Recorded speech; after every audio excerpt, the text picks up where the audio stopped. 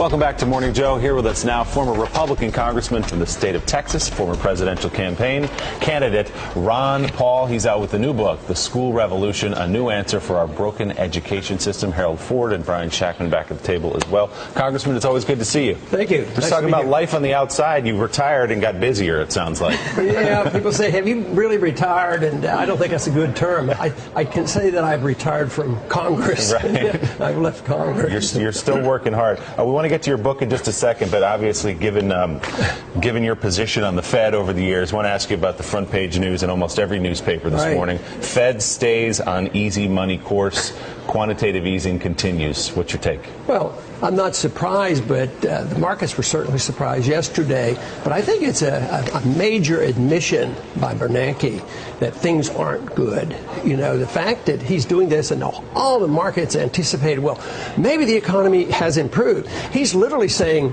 we're in bad shape.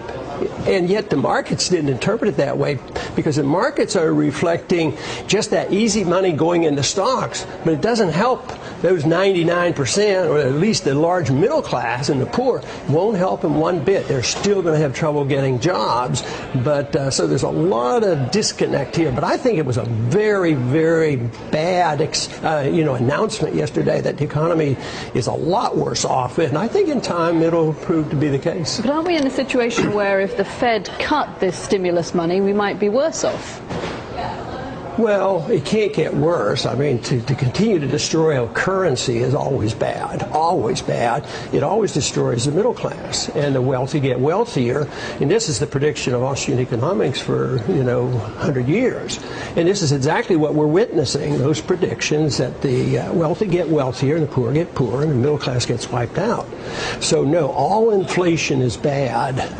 This idea that the Fed can create money out of thin air to satisfy special interests and the politicians who like to spend money, it always leads to trouble, except on the surface, a lot of people feel good about it. During the bubble phase, a lot of middle-class people felt good about it. They were buying houses. And house prices were going up until the inevitable bust came. The wealthy got bailed out, and the average person lost a job and lost their house. So it's never good, even if you feel good for a while. Right now, only the rich are feeling good, and the poor aren't doing well, and the middle class is getting much poorer. What's the most important thing that can be done in the short term to help raise middle class incomes, to raise incomes across the board? And what's the most important thing long term? Government business combination can be done. The short term is really very tough. If you wanted to say on the short term, if you wanted to intervene and had to intervene, you should have given the money to the poor people, let them pay for their mortgages, don't bail out the rich, which I wouldn't have advised. But on the short term, you could have done that.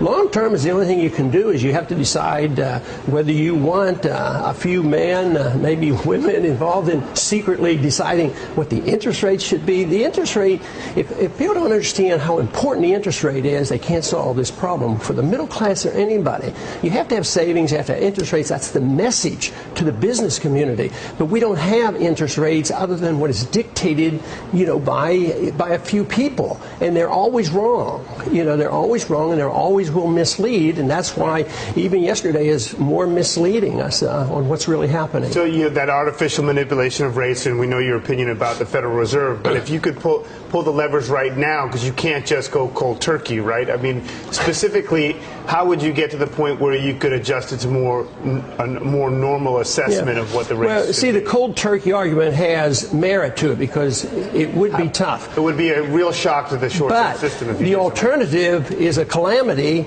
like the bankruptcy of a whole country, like a city can go bankrupt, like we see, like a Detroit.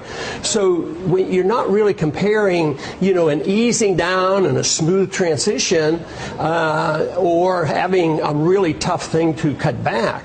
So there is no easy. There's no political answer. It's addiction. The people are addicted to spending. The politicians are addicted. The markets are addicted. And there's no chance that they're going to wean us off. And this is what Bernanke was saying yesterday. And the politicians aren't going to balance the budget next year. Matter of fact, what we have been taught for nearly 100 years is that's stupid to balance the budget.